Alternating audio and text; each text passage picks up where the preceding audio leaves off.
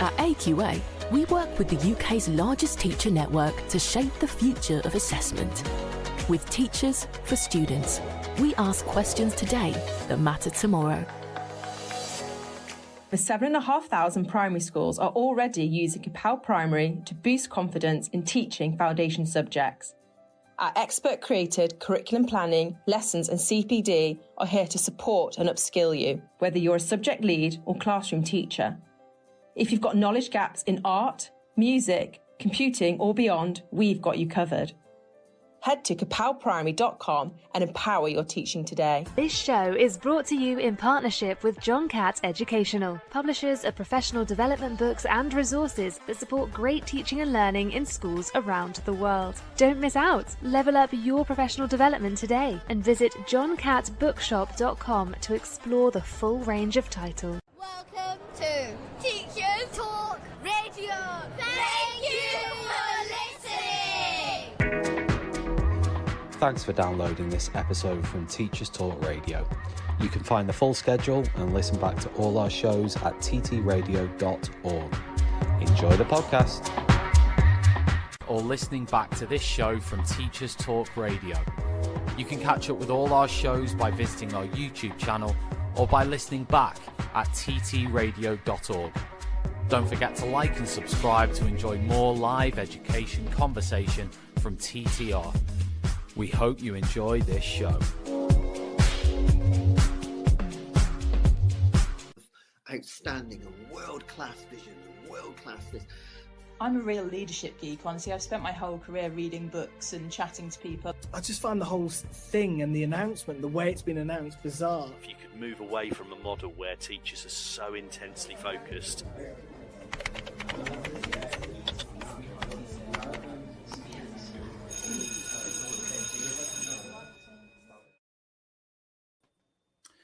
Good evening, everybody, and welcome along to Teachers Talk Radio on this Wednesday evening. Really appreciate you being with us again. We're live, of course, zooming out of, well, all around the place, really. And we'll talk about that in a minute. But got a really, really important and interesting discussion this evening, very topical. Before we get into it, I just want to say a massive shout out and appreciation to our sponsors and partners on the show this evening. Hachette Learning. Hachette Learning, if you haven't heard of them, they're a big publisher of educational resources, formerly John Catt, of course. They publish books and resources for teachers all around the world. And we also have with us AQA. So I'll talk a little bit more about AQA later on. But if you want people who work with experts, AQA are the ones to talk to. And yeah, I'll hear more later. Just first of all, before we get into anything, I've got two guests with me. I've got Manny Botwe, and Gulcin Cesli.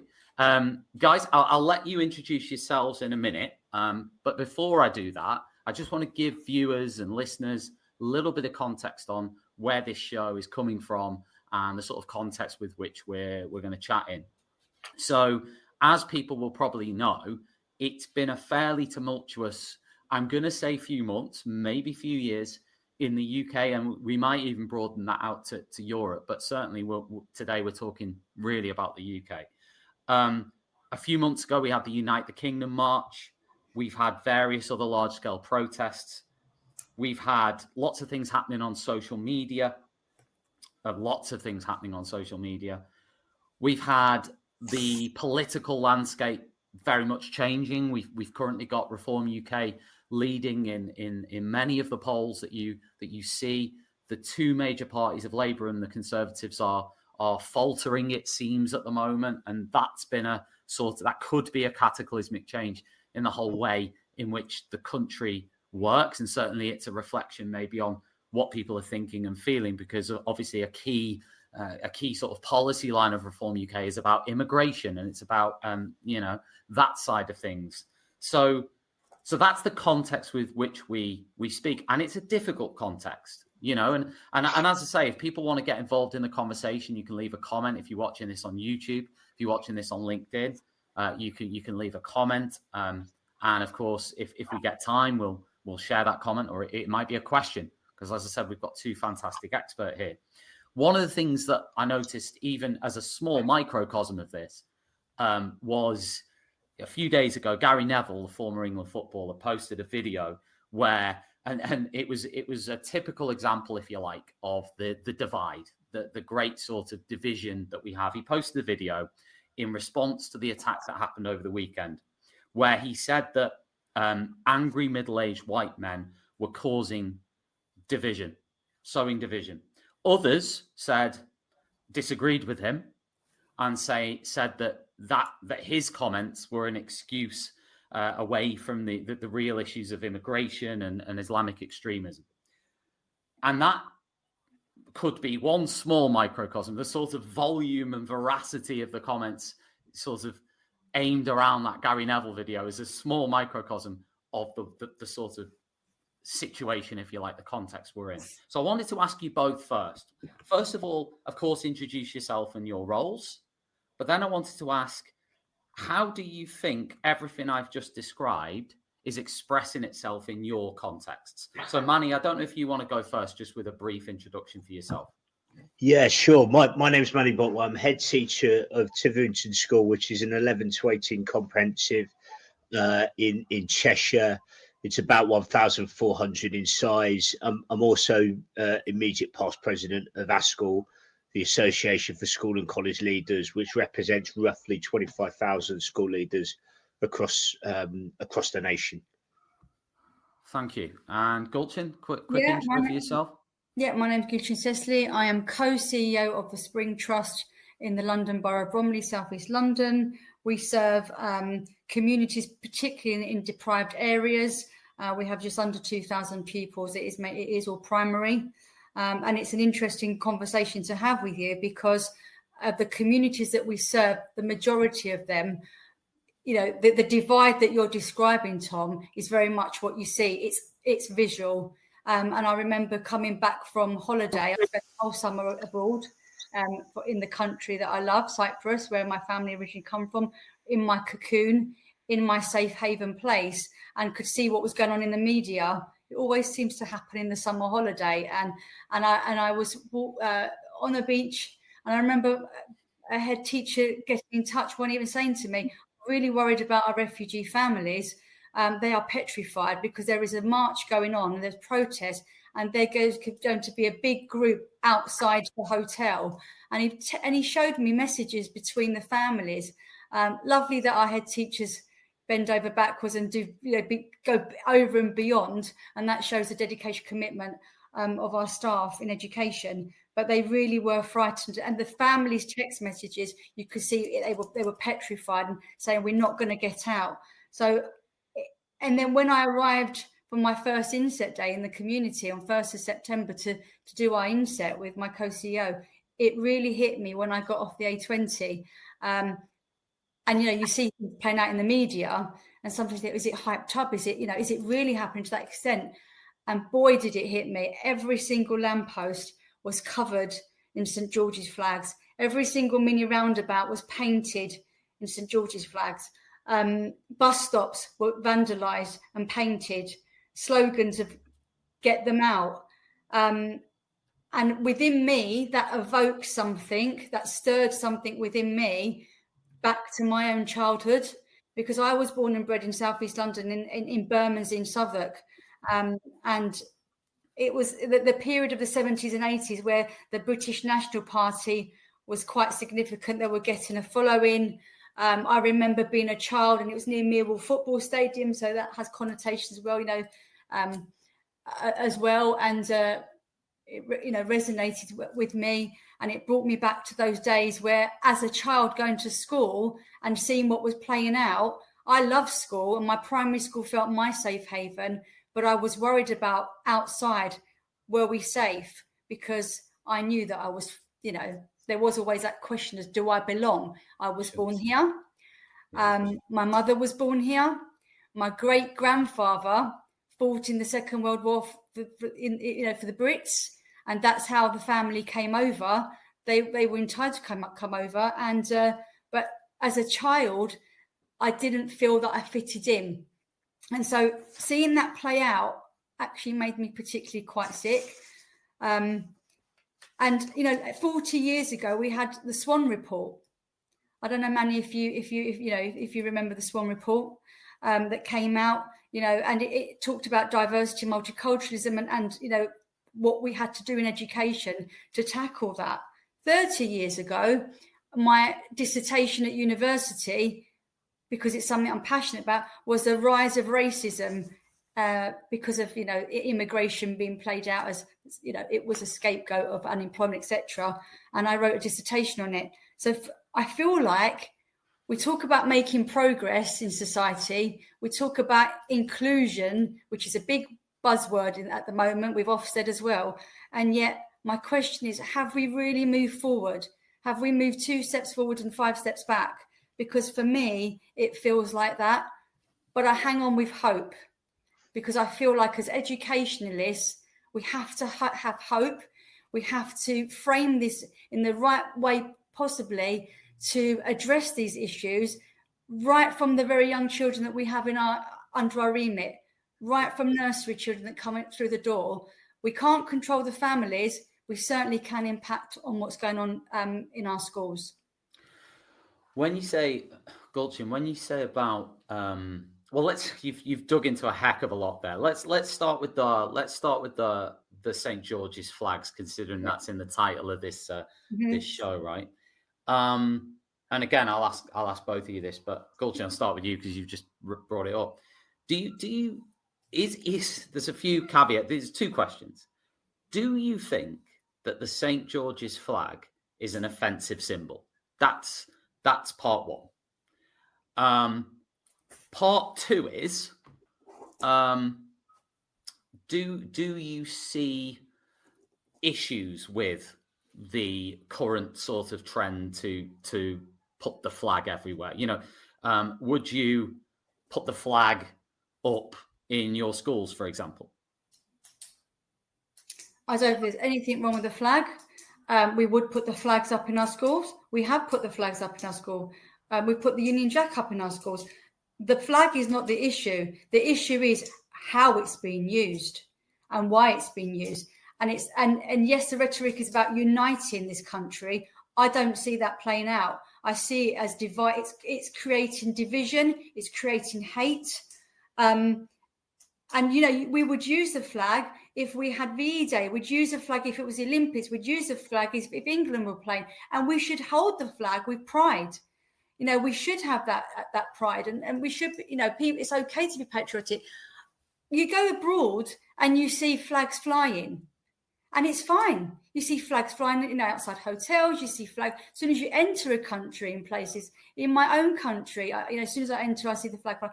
It doesn't stir up those issues because it's the how and the why it's being used. And for me, it conjures up the emotion of it's being used to call out immigrants, to divide, and to make people feel like they're subordinates and they don't belong.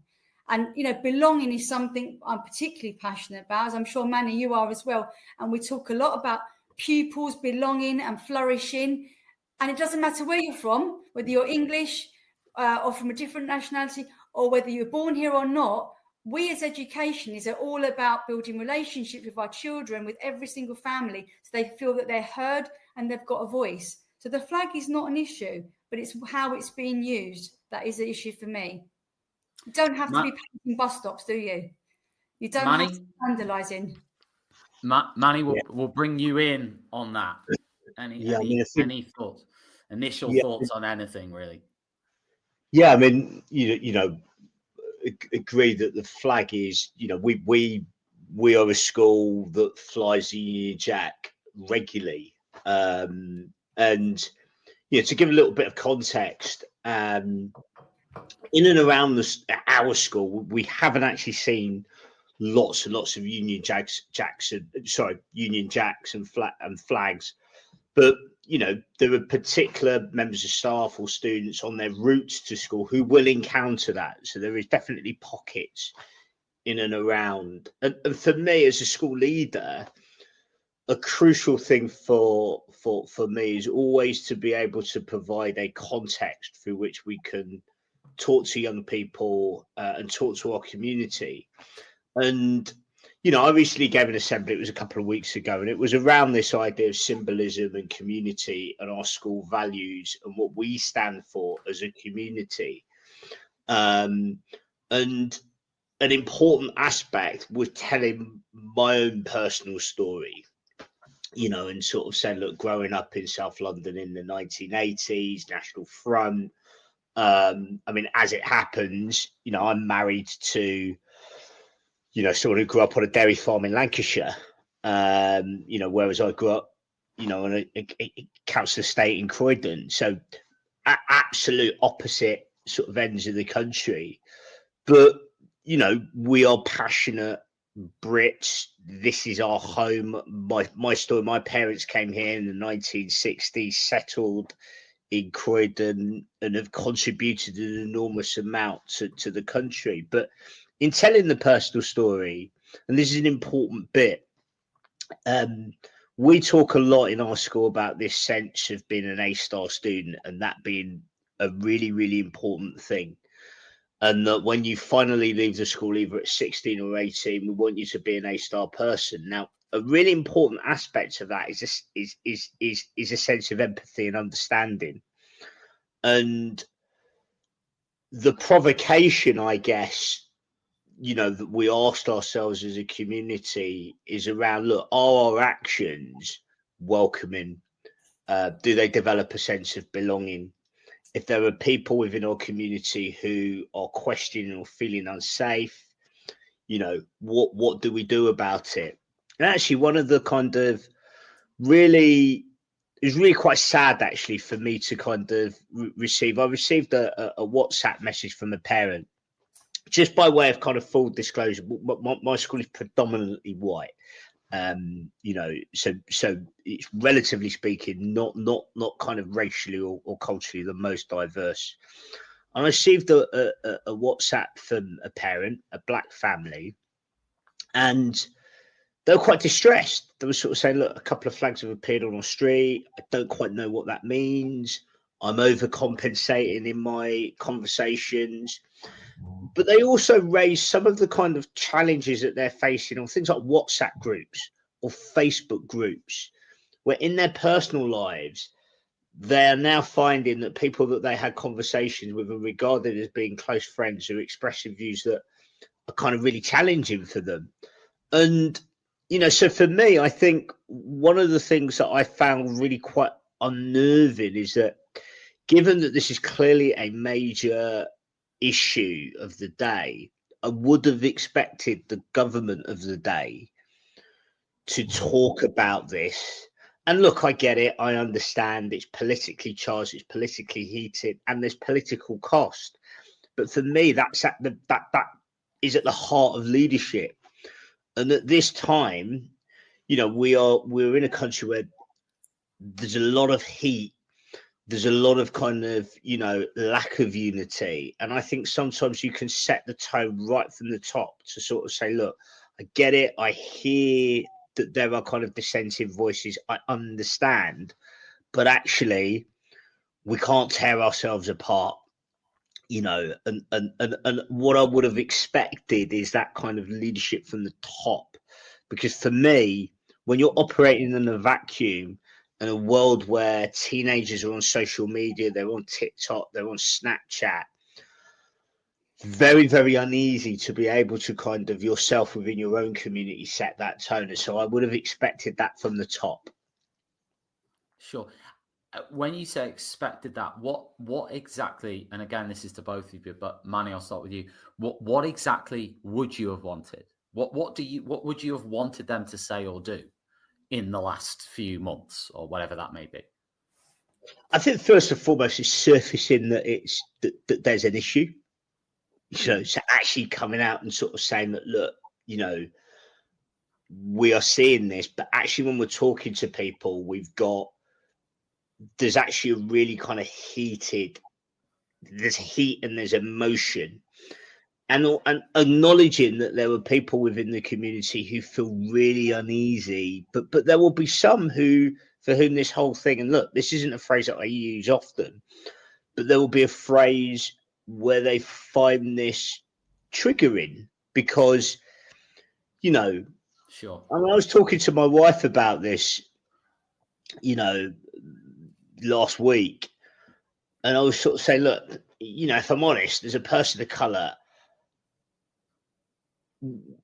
symbols and where you see them and when you see them, I can remember growing up in the 1980s where I saw signs that said keep Britain white, or where we were told you can't go into certain areas, you have to stay away from certain areas. So for a lot of people, they were beginning to think, what's kind of happening there? And what you've also got to bear in mind is that this is not something that is happening in isolation. When you talk to young people about their social media diet, there is a lot of kind of evidence that youngsters are consuming some really extreme and worrying social media content. And so, as a school leader, I'm deeply concerned about where this is going. And I felt it really important in my community to say, look, we pride ourselves on being welcoming. We pride ourselves on being belonging. This is my story. I've been at this school for 11 years. I have children that go to school locally. What I've contributed to the community, and I'm telling you that there's a sense of unease here. I think an important thing, and I'll pipe down in a second, is that in the run up to the assembly I gave a couple of weeks ago, I talked to a lot of youngsters just in the schoolyard. And one of the things, and this is why I think when you talk about these issues, you have to be ultra sensitive, is that, look, there will be some young people within my school for whom, their parents are expressing views which I may disagree with, or you may disagree with. And actually, they may disagree with, or their friends may disagree with. So there's an uncomfortableness there. And we have to be very, very careful, because what I don't want people to do is I don't want people to kind of start clashing with parents, or to create a kind of a tricky dynamic there. But I do want people to kind of consider their actions and think about, is this the most empathetic and welcoming way to be behaving? But also getting a sense of trying to understand people and why they do what they do is a really, really important value. So if I've waffled a bit there, but that's great. It's just trying to unpick what's in my brain about this. Yeah, I mean, with regards to what's going on in inverted commas, there'll be those which we've seen who who are involved in this sort of, I don't know how we're going to frame it, anti-immigration movement. I don't know how I would frame sort of the stuff that we're seeing, but there may be some within that group who would say, I mean, I've seen them say it, it's not about race. It's about the numbers of people in the country. It's about integration. It's about this and that and the other. And it's about people, I don't know, values. It's about, they'd say it's about people aligning with the values of the country that they live in and all that sort of stuff. Do you, I mean, presumably in your schools, you're going to have parents and students who have maybe a range of these different views and opinions. What I'd like to work out in this conversation is, how do you navigate that? Should teachers be apolitical? And should schools be apolitical? Should they just present facts and be very careful on what they deem to be a fact and not go beyond that? Or, if we talk about values-based education, where does that fit in with that? Do you see what I'm getting at? The sort of thing of, I mean, we heard the Reform UK deputy leader, I think Lee Anderson, said teachers are brainwashing students and that schools are becoming indoctrination camps, right? To quote him. So what do you think about all it? How do you approach your teachers and other teachers and other leaders and say, well, this is how you deal with it? talk about this, but don't talk about this? Or is it, what do you do? That's what I want to get down to. I think I know that's difficult. Yeah, I think at primary level we have always Yeah. been political. When we know when we've got elections, Yeah. etc., we teach them about democracy. We sometimes stage mock sort of elections so that they can see how it works, etc. And we even have head boy, head girl, and councils, and children vote. So we teach those values of democracy. In this case, I don't see it as being apolitical because it's free speech versus harmful speech. And I think we absolutely want pupils to express their views and feel safe to do that. But schools are not neutral when it comes to prejudice. So I think at some point, we have to draw a line at racism or stereotyping. And I think that is the role that we play, that we create safe spaces where children can have those. And we teach them to be critical. We teach them to be analytical. And we teach them to do that in a respectful, fair way where we don't sort of impact on that sense of belonging. I think remembering that teachers are at the front line in the battle against that polarisation. And one of the things that I wanted to say was, as Manny was talking, is going back to that point about the government haven't, shared their stance on this in the way perhaps that we wanted, and that there is an urgent need for policy level attention. I would say that for teachers, Manny it might be different for secondary, but certainly in our primary sector, I think it's they need support, because I think even amongst the head teachers, when I've asked the question of, we've come back from summer, this is what it looks like out there. You would have had children, 100%, a small minority maybe, that have gone on these marches. How are we going to address this? Do we address it? Do we certainly don't want to brush under the carpet, but at the same time, we don't want to scaremonger and make it worse. So it's finding that balance. But I feel like what we need is an investment in staff training and some guidance for leaders even. Never mind teachers. I mean, where are the curriculum resources and what tools are there out there to kind of navigate that digital content safely? Because we want children to be able to look at that misinformation, that if there's fake news out there, whatever it may be, even at primary level, we are looking at that and being able to assess that critically. But we need to empower teachers to be able to challenge that without fear of repercussions. I've been in some lessons in the past where we have something called Lifter, where it's a platform, an online platform where it does bring to the forefront global and social issues, and children have debates. And we do a lot of talking in our schools, and we Voice 21 schools, so we give them that framework to talk. And I have seen particularly younger teachers being faced with stereotypical judgments from children about certain communities and what you may see in their countries or their dress or how they may behave at home, or their cultures, which is what you'd expect perhaps to hear from families. And I've seen how some teachers really struggle to address that. So for me, it's how we equipping teachers and giving them the resources so they can have these critical discussions and build that resilience against this division. Yeah, I think that's a really important point, because I think there will be a lot of school leaders out there at the moment feeling exposed.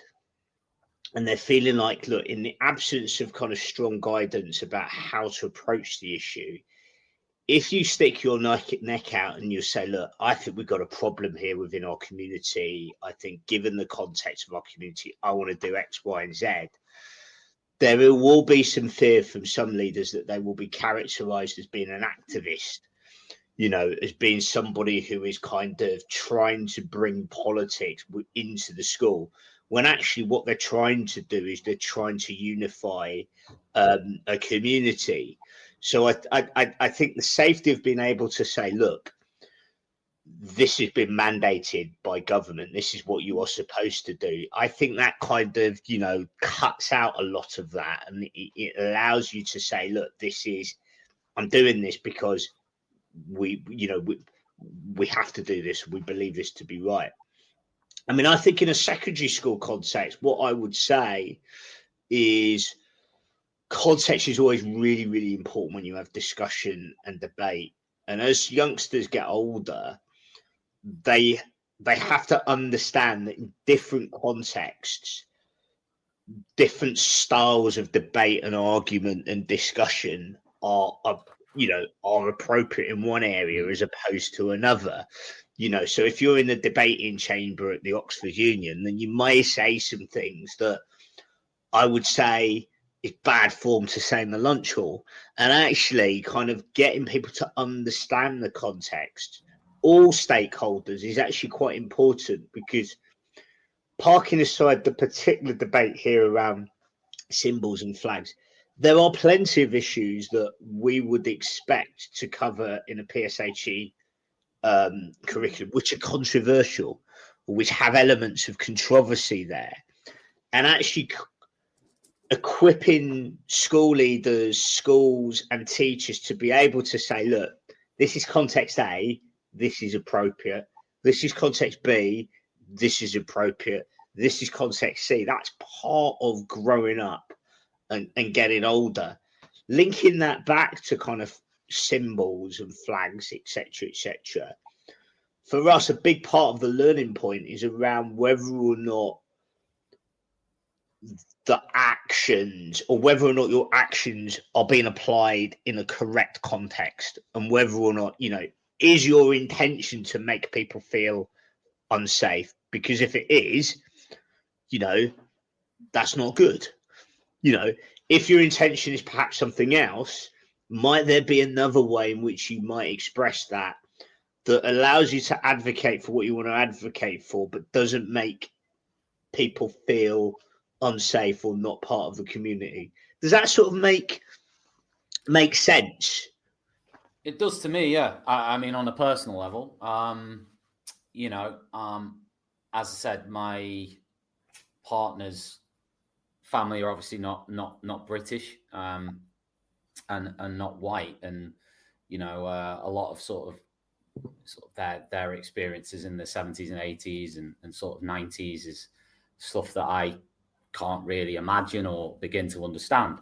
And I sort of understand what you're saying about what the intention behind certain things are, and sort of thinking about why people are doing things. The flip side of that, of course, is them saying it's just our national flag. We should be able to just walk past our national flag and not flinch, sort of thing, and it not be an issue. We saw this. I was going to ask you both actually your views on this. We saw earlier this year. I don't think it was this academic year. It may have been, when a girl come into a school wearing on a culture day and wore the Union Jack dress, which you'll remember, it was a big story across the media. And of course, the flip side of that was, well, she's sort of course, there were lots of people out there who said that the child was almost being used as a political football. There was those that said that. There were also the others who said that's irrelevant, because whether she was or she wasn't, she's come in wearing this on a culture day. And by the reaction of sort of teachers to that, some of them informally, not sort of, they've not been directed. I think it was just comments that were made or whatever. That girl, we know what happened next. It was like a massive story that she was basically told to, I think, get changed or whatever and go home. Now, of course, you could apply that to Ukraine tops. You could apply that to, lots of other sort of tops, flags, national symbols, whatever. But I wondered, like, in that situation, let's not talk about that situation. Let's just say another situation. There'll be another one coming around the corner. We know it, right? So let's just say, right, you got a non-uniform day coming up, and a student comes in wearing a full Union Jack suit, right? Suited from top to bottom in the whole Union Jack suit with the tie and everything, right?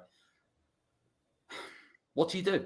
I'm just asking you guys, like, do you sort of, do you then have to go to staff and say, because, there's that accusation, isn't there, the profession. I've just read you one from Lee Anderson. It's not just him. There's lots of people who make that. They know the profession's left leaning, so they then make that accusation of it's a brainwashing thing. It's indoctrination. So in that situation, given the current climate, what do you guys do as leaders? Do you do nothing? Just let it play out? Do you speak to the child? Because like you said, Manny, rightly, is in that situation, I guess, the moment you talk to the child, are you then exposing yourself? I think you used that word. It's quite a good word to use. I think for me, you know, when it,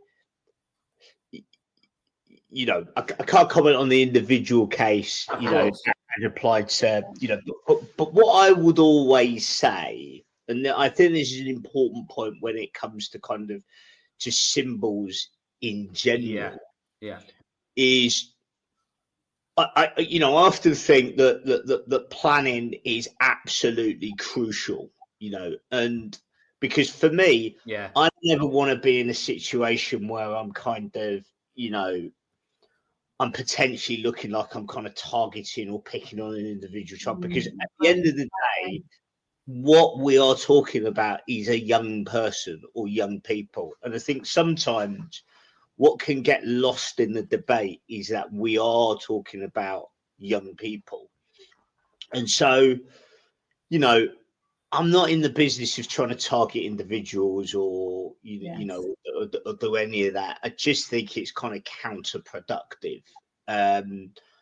You know, on the point of just non-uniform days in general, you know, I mean, it's not. I picked that just as a touch paper because I think there's no point in avoiding the issues. Like, there's no point in, like, let's talk about the issues because that could be one that could easily come up.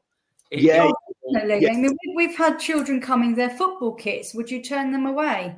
And that's an interesting one because I had a colleague of mine that said, you know, what's going on? Sorry? If it's Spurs, yeah. Oh, okay.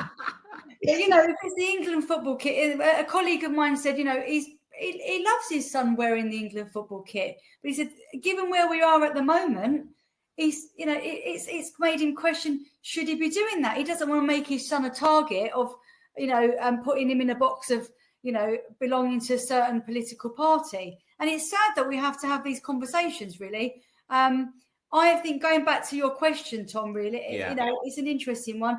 As I'm with Manny on that. I think it's about the context. I think it's about if the individual child maybe you'd weigh it up, wouldn't you? And you think, is it worth rocking the boat? Because this could be just one child out of 500 children that we've said culture day or we said non-uniform day, and they've come in kitted in the you know, trousers or whatever t-shirt, whatever it may be. I think you could end up. What we don't want to do is alienate that community.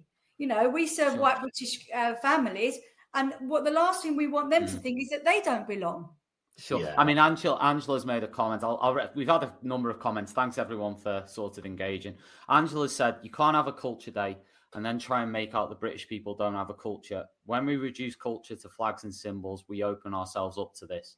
Was a comment from her. I'm not going to comment on comments. I'll just go through some. Wayne has said, conscious bias. How do you manage expectations? He's also, this could be a relative of yours, Gulcin. Could be. Strong guide. Is it AC? That's my daughter. Oh my God. There you go. Your daughter's watching. See, it's a reach.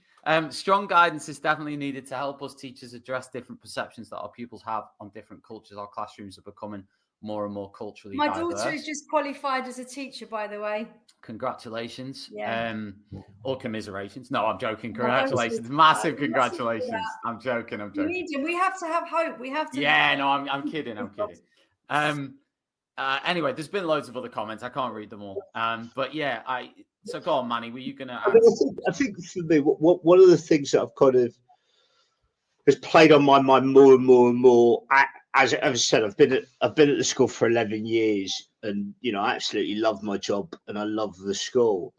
But one of the things that I think has been really important, you know, kind of more recently, is to develop this sense of love of place, a love of Macclesfield, and a love of our particular part of Macclesfield.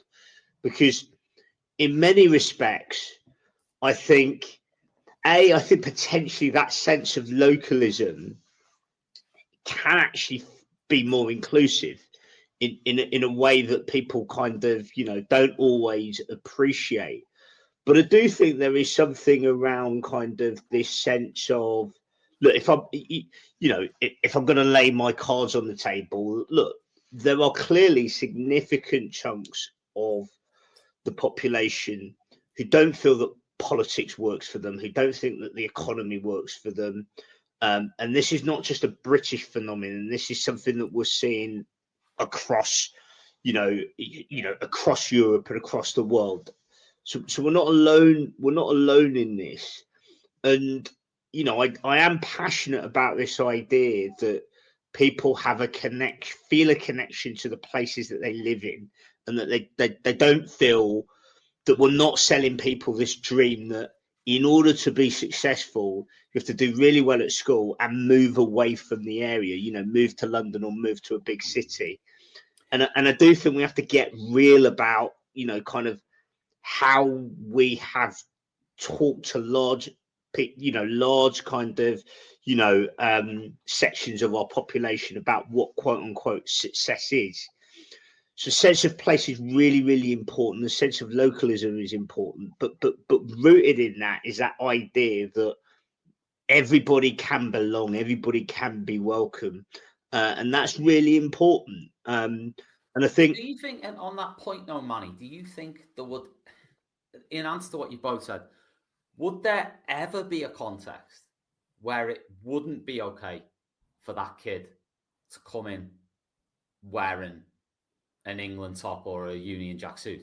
Would there ever be a context? Like if they come in wearing a Ukraine, if they come in wearing like a Ukraine top, if they come in wearing a whatever top, would we have that same? Do you understand my point? Is like, I get it, like the political climate and everything, but do we then feed into that by making that any sort of issue?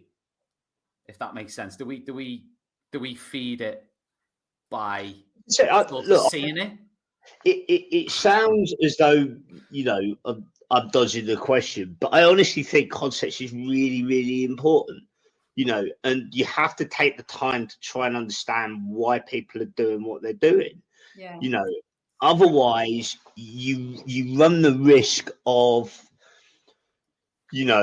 making wild kind of judgments and conclusions about what could just be a kind of innocent act. Yeah. Does that make sense? It does, yeah. The point I was just trying to make was more around if we do anything about that, does that then make the sort of by it becoming an issue? Are we then making it an issue? I don't know if anything I'm saying makes any sense. No. I would say, for me, I would make it an issue if it has to be addressed, because the child's come in and they're deliberately goading or winding other children or being offensive or themselves coming in with that political agenda. That's when I would tackle it. And that's when I would, ask the question and probably see it as inappropriate, not because the flag or anything, as I said at the beginning of the conversation, but it's the behaviours that I would challenge more than the actual clothing or the flag. Again, it comes back to the flag. The flag isn't offensive, is it? It's the behaviours and the intent behind it and how it's been used, to divide and perpetuate the hate amongst people. They can, the immigration issue. I completely understand how, why people feel strongly about these issues. And like Manny said, there's unemployment and jobs, etc. And that's a worldwide issue, that we've seen playing out at the moment. But it's when it's being used negatively that we need to call it out. Yeah, no, I know, I completely agree, and that's where the guidance comes into it. Because I was going to say, because one person's "this is being used negatively" is another person's "I'm not even batting an eyelid." Yeah, because you want to be able to say, look, it's not for me to get in the ins and outs of, the weeds of various things and try and understand what's in your mind or make a judgment about, the merits of the rights and wrongs.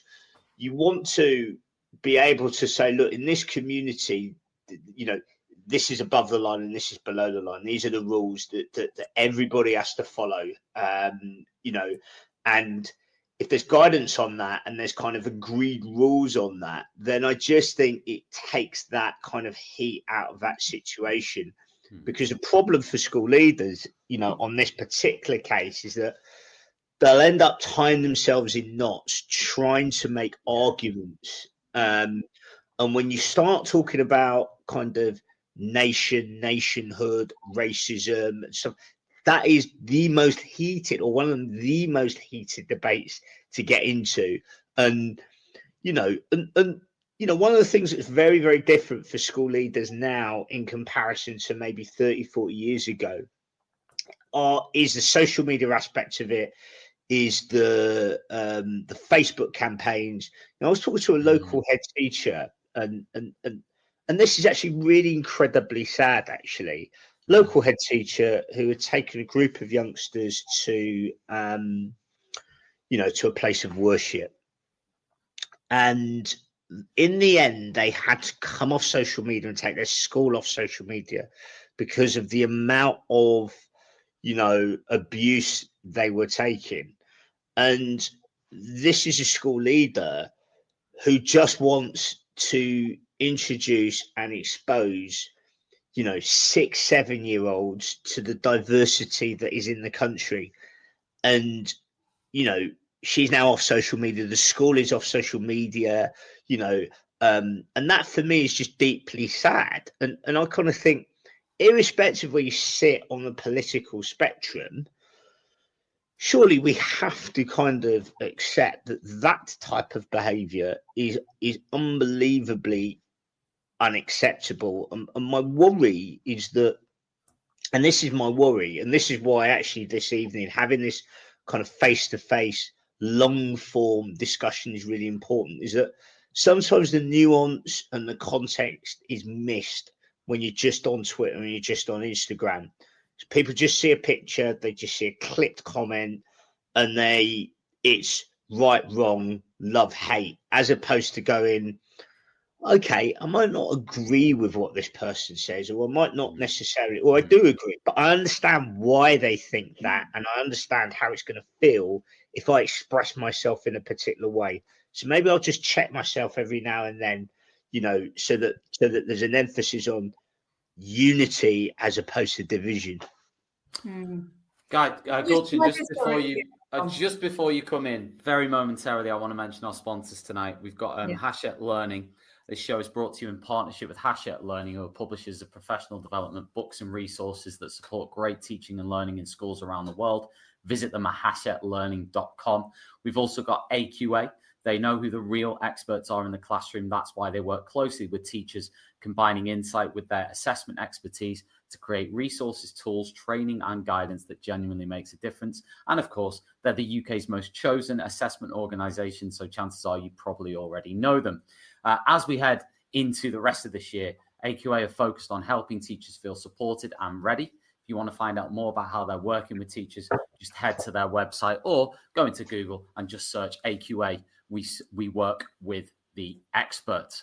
Sorry, Gulcin, what were you going to say? I'm sure I almost forgot what I was going to say, but it's come back to it. I think following on from Manny's point, I think we've got we are aware that social media, TikTok, Instagram, X, all of that is what's feeding young people's mind at the moment, which is powerful stuff. The concentration span of young people in terms of reading content, they won't listen to news, and one could argue the media and news are not always objective anyway, but we won't go down that route. But they are being fed with short clips of things, as Manny said, short little videos, pictures, etc., and they are believing a lot of what they read. So I think, again, going back to what the government stance could be here in supporting teachers, I think teachers are uncomfortable often in addressing this. And what worries me is what you said earlier about what's one person's inappropriateness may not be another person's. You're absolutely right. And I can honestly tell, speaking to a range of heads, when I've said, talk to me about what you're doing, How are you going to do anything? Are you addressing, the outside context? And some have said, oh, I didn't think to do that. Do you think I ought to? Some have said, yep, hands on. I've faced this. I've had assemblies. I've talked about national pride. I've talked about the flag and what it means, and da-da-da. And I've had some that have gone brilliantly and done role plays and debates played out in front of the children because they're confident to do that. But it does take confidence. That is confident. Absolutely. I would have loved to have seen. It's not a bad thing. It is confident. No. What I heard about it was like fascinating. One member of staff having one view and the other one challenging, and for children to see that, look how we interpret. That's okay. Yeah. Yeah. What's going on here? How are we kind of embracing cultures within our community, or maybe not? And that was powerful. And other members of staff listening to the practice that's going on around them and jumping, saying, oh, that's a great idea. Maybe I ought to do something like that as well. And I think we do need to have those conversations, because honestly, people are scared. Some people are scared to actually raise these issues, and perhaps a little bit brushed under the carpet and hope it goes away, if I'm honest. But that's why I thought having, tonight, maybe we do more of these, because maybe not with us, it could be other people, whatever. But I think that if you sort of avoid issues, in my personal point of view, if you avoid issues, then they get brushed under the carpet, and then people have those conversations behind closed doors. And often when those conversations are had behind closed doors, it might only be 2, 3, 4 people having them. You've only got those opinions in that conversation. With social media now, you can then sort of amplify that by only hearing from the people you want to hear from, on whatever side of the political spectrum that is. One thing I did want to ask you, and this could be a quick fire one, is if a teacher publicly expressed strong political or anti-immigration views on social media, would that raise concerns for you or not? Yeah, for me personally, I think so. Yeah, I mean, for us, we in our staff code of conduct, and again, look, the really important thing to do is to make it clear, because as I said, we're in this kind of clip world where people just clip things and then say, for me, it's not about left, right.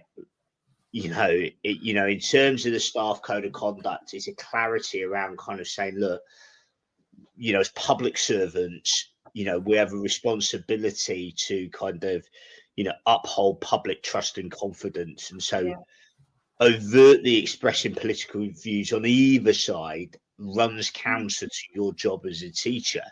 Manny, this is where I want to play devil's advocate here, because on the right, they'd probably say, yeah, but schools let loads of teachers say or like or support lots of sort of left-wing causes or left-wing, sort of far left in inverted commas, politicians or causes, and don't bat an eyelid. But, when it comes to anything right of centre, it's suddenly sort of a conversation like that. Do you think there's any validity or credibility in that? Or do you think that's just talking into the wind? I would say, look, I can't talk for, other kind of organisations and institutions because I don't know what goes on in their school. But I would point to, I would say, look, in this environment, it just simply is not true that there is a kind of, any sort of left-wing liberal agenda as opposed to anything else. We always host a general election hustings for first-time voters, and we are. Oh, looks like Manny may have gone. We lost him. The full range of every time. Oh, hello. Manny, I think your signal. Yeah, your signal just slightly dropped. Then try again. Oh, sorry. Try the last. Yeah. We hold, whenever there's a general election, we hold a hustings at our school, and all of the candidates are present. We always have a kind of local election special as well, because that's an example of where the context is really important. We need to show our, youngsters and our first-time voters. And an important thing that we haven't kind of factored in is that with the lowering of the voting age, we've got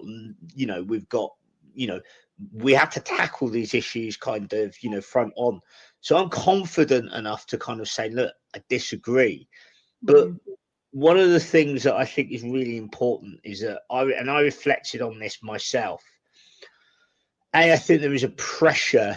And I'm not necessarily saying there's an external pressure, but I certainly place pressure on myself as a leader of colour, where I was sort of thinking, I was maybe second guessing myself for a couple of weeks on the issue.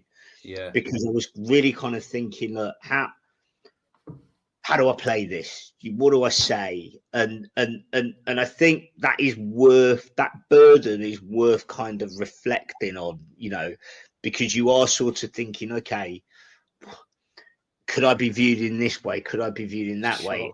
And in the end, I just sort of thought, look, I've got to get out of my head, and I've got to think, look, as a person of colour in a leadership position, it is more important than ever that you are able to articulate and you're able to air thoughts and feelings around this issue in a way that's respectful. The second thing is that, in the end, I just sort of thought, look, at the end of the day, I serve the community. I have children myself, mixed race children, and what sort of a man would I be if I was not in this particular environment leading? This is a time when you actually have to kind of show yourself. But I get and understand, because I felt it myself, why some leaders will be thinking, particularly if you're new, let's say you're new to post, and it's a rocky period, and you're in an environment where there's lots of symbols being, that is a very, very different position to somebody who's 11 years in the community, lives in the local community, and feels quite confident in their own head and their own voice. So it's not as kind of, I appreciate the challenges that some leaders are facing on this issue.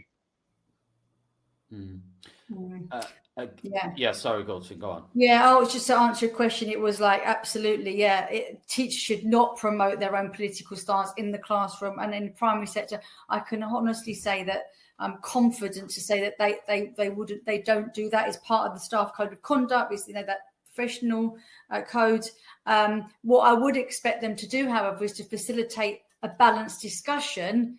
And like I said, it's to encourage critical thinking. I think we can use what's happened when such issues arise to show contrasting views and to help children reach their own conclusion, help children to analyse what's playing out there, to analyse the facts, different sides, what we're hearing, and actually have, if necessary, have debate about it.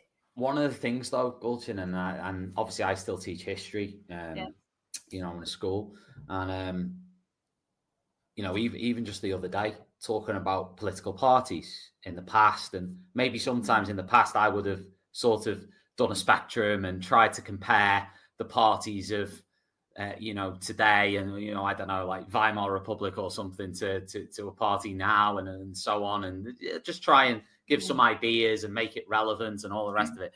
Now I'm scared to do that. I'm scared to say, anything sort of, even, for example, I think, and this is again, not the views of Teachers Talk Radio, just Tom talking as a teacher, is that use of that phrase far right. Okay. Yeah. Or difference between that and right wing. Right. And I could easily imagine a teacher in a class going, even in a slip of the tongue way, that party's far right, that party's far left. Particularly far right, that use of that term far right. But that's contested. That'll be contested by those parties. Go, we're not far left. We're not, and on the right they'll go, we're not far right. We're just, so this sort of use of, almost like this easy use of language, you've got to be so careful. Yeah. In terms of anything that's contested.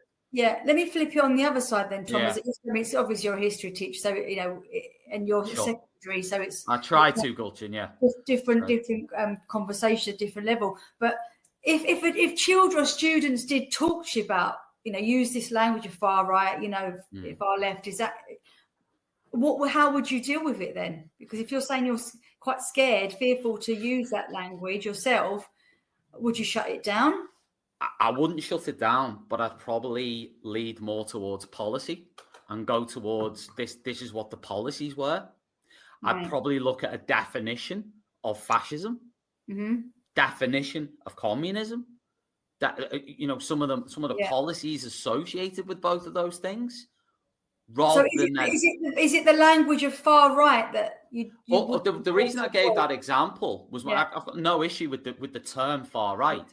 The issue for me is when we, as educators, feel sure of something, and some people are so sure of something, and they say, I think we discussed this earlier in the conversation when we were talking about some people will say that's a fact, that's a fact, right? Yeah. Someone else's fact might be someone else's contested point, right?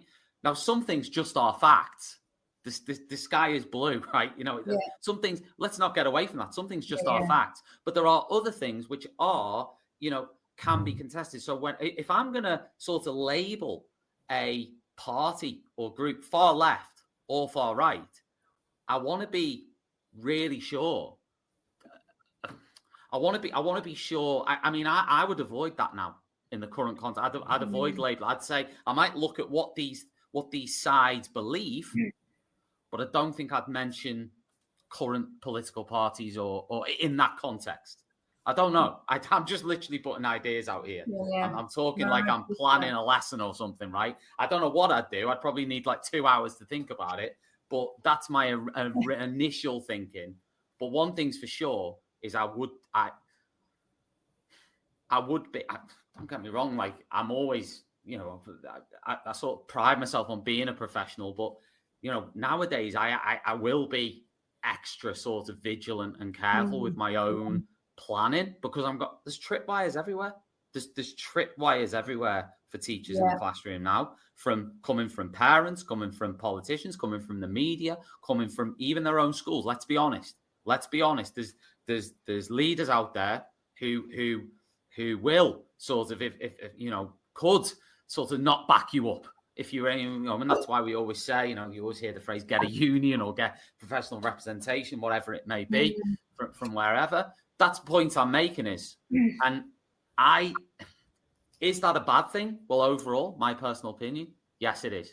Yeah. Because we will drown out innovation, we'll drown out free speech, we'll drown out being able to have conversations without teachers going, I'm just going to avoid that. It's not worth it. It's not worth all those tripwires. Yeah, should we be avoiding it? How can we encourage children to be critical and analytical if we're going to carry on avoiding it? This is it. Personal view, I don't think we should avoid it. But what I'm saying I hear you. Yeah, but what I am saying is I understand why people do avoid it, or at least are ultra careful. Because even I am sort of, I don't avoid stuff, but I'm very sort of careful in my planning and stuff in terms of what I'm going to say. I think that's where that kind of guidance and almost surfacing the kind of what can be messy at a leadership level, and by leadership I mean at a national level, is really important. Because look, I get the sense from a lot of parents that they do want their child to kind of, they want their child to kind of be able to learn about different perspectives and to engage in some of these kind of messy discussions, right? Yeah. What is being fed at times is quite an extreme view of how schools go about it.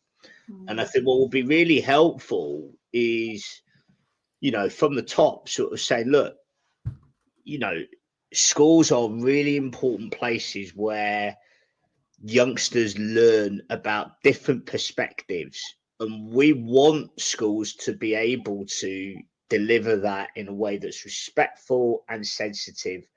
And as a parent, we expect you to buy into this, and we expect you to trust the professionals and trust school leaders that they have no intention of quote unquote brainwashing your child. They are just preparing your child for the future. And look, I don't know a leader in the land who wouldn't intervene if they genuinely thought that there was a member of staff who was quote unquote brainwashing. You know, that's something that as a leader we take incredibly serious. Indoctrination, yeah, absolutely. But again, one of the things, again, just to play devil's advocate, Manny, just because I like doing this on these shows. Yeah. We've had people on Teachers Talk Radio who've said anti-racism, that American idea of anti-racism is indoctrinating. They've said a lot of things. It's against free speech. It's against this. It's not what it says on the tin. You know, lots of things they've said. Whereas there's other people who've come on and gone, how can you possibly say that, right? How is that even, like, what are you talking about? And then we've got these other people over here who really strongly believe that it's not a positive thing, that it's not a good thing for various different reasons. So I'm throwing that one out there as something where someone might hear that and go, well, that's obvious. That's great. Yeah, but my response often with these things is that, look, Twitter or X is not the world. And what we are sometimes in danger of doing is we're in danger of not having guidance and not having a policy because of a few very loud social media voices who then begin to kind of dictate the debate. Because actually, most parents, the overwhelming majority of parents, they just want their child to kind of be able to learn and develop and be exposed at a sensible and respectful pace, you know, with their peers. What's getting in the way of that sometimes is that some of these kind of heated voices who have their own kind of axe to grind begin to dominate that debate. But actually, when you get people in the room, when you get parents in the room, they're sort of, look, I understand that, you know, yeah, what you're talking about doesn't sound in any way like indoctrination. Crack on. So I think sometimes we've just got, we just need to be confident this is where government, and look, I'm not saying that this is easy for them because there's a political cost. Sure. Because we know that there will be those loud voices on social media saying, you're this, you're that. That's genuine leadership. You know, sometimes you just have to say, look, sorry, I know you're a really loud voice on X, but actually we're doing this in the best interest. And we know that we have the support of a quiet majority. Yeah, my experience today, actually, funny enough, this morning I had an email from one of my leaders. The head wasn't there, and she came to me and said, "Look, this is going on. I've got this email from a parent concerned about X, Y, Z."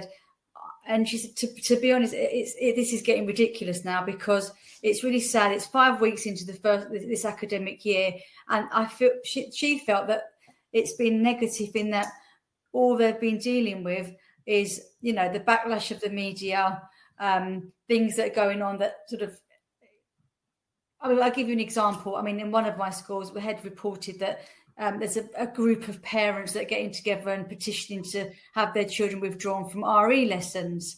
They don't want them to sit assemblies with about particularly. They don't want their children going to places of worship. They don't want parents that dress up and, you know, coming in for Diwali and showing their costume. They don't want the sweets. They don't want their child exposed to that. And there's also something going on outside at the moment is about terrorist attacks. Obviously, what's happened recently, in that wanting to be specific and see the sort of the lockdown procedures that the school has. I mean, these are challenging conversations, and we can't brush them under the carpet because they're our clients, and they're our community. We serve them, and they need to feel safe as well. So we have to bring them in, and we have to, as you said, man, we have to talk to them and have that dialogue with the parents because they do matter.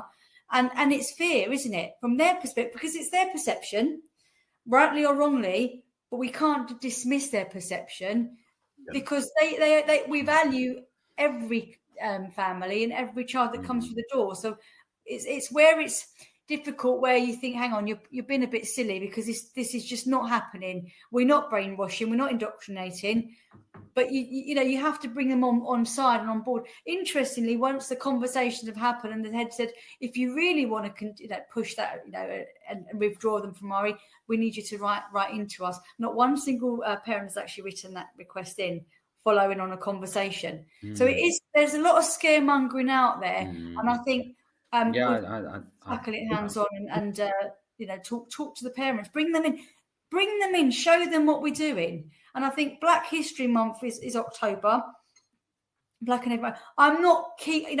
Part of me feels like it's always tokenistic, because if you're going to embrace culture, diversity, etc., it should be part of the curriculum. It should be part of recruitment. It should be all the things we should be doing in our organisations. But I think particularly this time of year, and particularly what we're going through, what we're seeing, I think we definitely need to do something. And I remember my children being young and running something in the school that I was leading as a deputy, and they were coming, my children went to the same school, and my children were embarrassed of their culture, because they went to a school which was predominantly white. And I remember my son at the time, he was 7 years old, and he's like, oh, just don't, you're cringing me out, like, please don't bring in Turkish music in the classroom, please. And by the end of the month, he was doing his Turkish folk dancing in front of his classmates. And I thought, wow, this is what it's all about, isn't it? So there is hope. I know we're sort of probably coming to the end. And I remember saying to Tom, we're really going to talk for an hour, but it hasn't felt like an hour at all. There is hope. One thing to say is I was on a train this evening, coming home from Cheshire, and I went out the weekend with my Indian friend who said she was scared to go on a train Friday night. And that was sad. And I said, yeah, because I find London, like you, Manny, I was born and bred in London, multiculturalism, it feels like home. But then what she said sort of, I was like, yeah, actually, she was scared to be on a train on her own late at night. So we sort of travelled back together. But tonight when I was travelling back, it gave me a sense of hope, because the train was busy. It was, like proper sort of end of the day, 5 o'clock onwards. And it was diverse, ages, ethnicities, and everybody, there was a real sense of embracing people. People were helping each other. Would you like to sit in this chair? Oh, take it. And, oh, yeah, I'll do that. Oh, people were moving back from my little case. And I stood there, I thought, it's given me, hope for humanity, because I've been feeling a bit negative lately, and I've been feeling a bit fearful for me and my children and my loved ones, thinking, where's the world going to? Why? I started off the conversation with, have we regressed? Are we moving forward? But this evening it proved that there aren't people do care, and there is hope out there, and people were genuinely being kind to one another and respectful. Yeah, guys. Unfortunately, we've run out. Manny, I'm going to give you 30 seconds in a minute. We've run out of time. But Manny, if you have a final takeaway for people out of all of this. Yeah, just to reiterate, Gulcin's message of hope, really. Honestly, when you spend a day in school, in any school in the country, more often than not, you're going to meet young people who are intelligent, smart, optimistic, who care. And we can sometimes be, the danger is that sometimes we kind of, paint people with the same brush, but actually out there, there's hope for us, and let's hang on to that. Yeah. Guys, thank you ever so much for your time. Really, really enjoyed the conversation. Of course, this is available as podcast as well. Massive shout out to Hachette and AQA for supporting the show this evening. And we'll be back again tomorrow with more shows. So thank you, Manny and Gulcin. You take care, and we'll be back soon. Cheers, everyone. Take care out there, and happy teaching. At AQA, we work with the UK's largest teacher network to shape the future of assessment. With teachers for students, we ask questions today that matter tomorrow. The 7,500 primary schools are already using Capel Primary to boost confidence in teaching foundation subjects. Our expert-created curriculum planning, lessons and CPD are here to support and upskill you, whether you're a subject lead or classroom teacher. If you've got knowledge gaps in art, music, computing or beyond, we've got you covered. Head to capelprimary.com and empower your teaching today. This show is brought to you in partnership with John Catt Educational, publishers of professional development books and resources that support great teaching and learning in schools around the world. Don't miss out. Level up your professional development today and visit johncattbookshop.com to explore the full range of titles. You've been listening to Teachers Talk Radio. Tune in live and listen back at ttradio.org. We look forward to hearing from you next time on Teachers Talk Radio.